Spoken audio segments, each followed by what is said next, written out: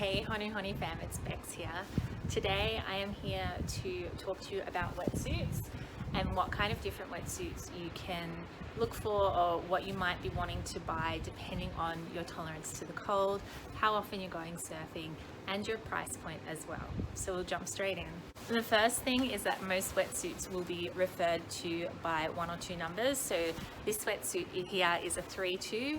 What those numbers refer to are the thickness of the material. So a 3-2 has 3 millimeters of material on the body and 2 millimeters on the arms and legs. Most wetsuits will have it printed on their sleeve, what they are. So generally in Victoria, most people wear either a 3-2, especially during summer, or they'll go for a 4-3, which is 4 mil on the body and 3 mil on the arms.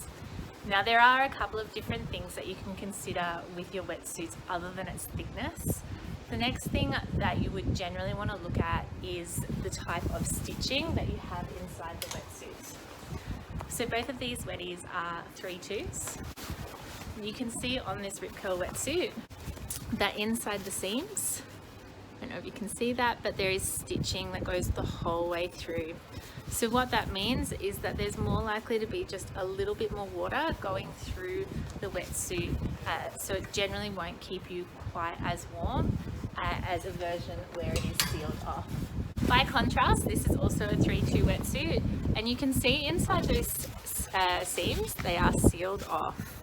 So they've been glued over to make sure that less water can come through that stitching in there.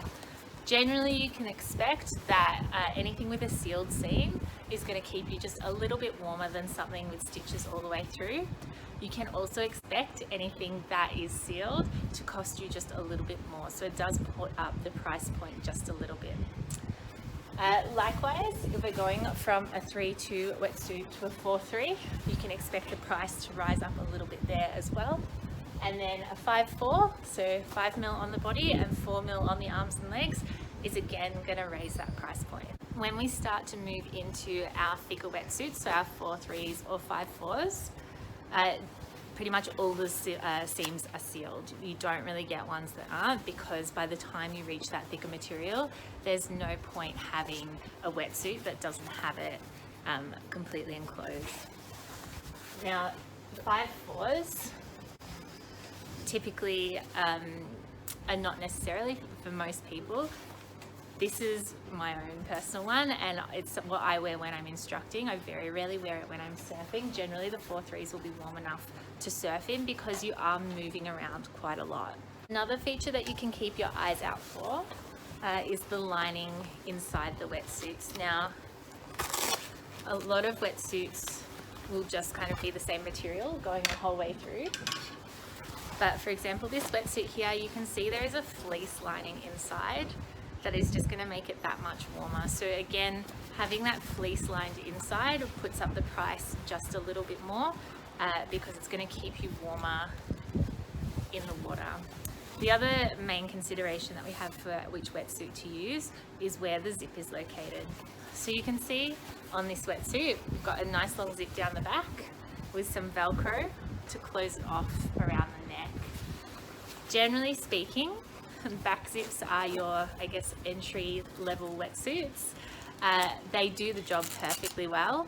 The only drawbacks from them is when we start to move into faster movements on the board, or when we are wanting to really move around a lot more on our board, that can provide just a tiny bit of resistance more than the other zip style wetsuits, which I'll show you in a second.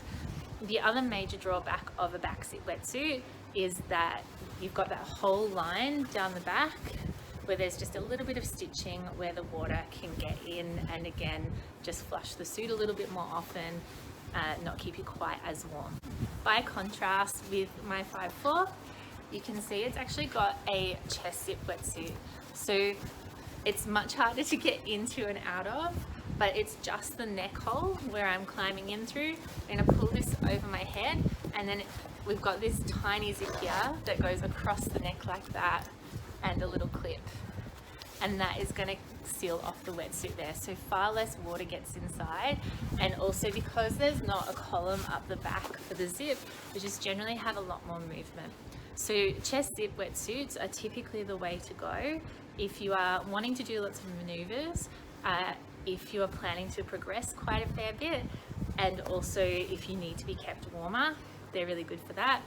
The chest zip is going to knock up the price point a little bit, just something to keep in mind. Now you do have zipless wetsuits as well. I don't have one here to show you, I'm sorry, but basically very similar to how you get into them as the chest zip. You're climbing in all the way, and it has a little drawstring to tighten it. I know a lot of surfers who absolutely swear by them. I've never tried one myself personally, but that's kind of been my next on my list to try, is a zipless wetsuit. So that's also an option for you too. If you have any questions about wetsuits, how to choose one, all those sorts of things, please let us know.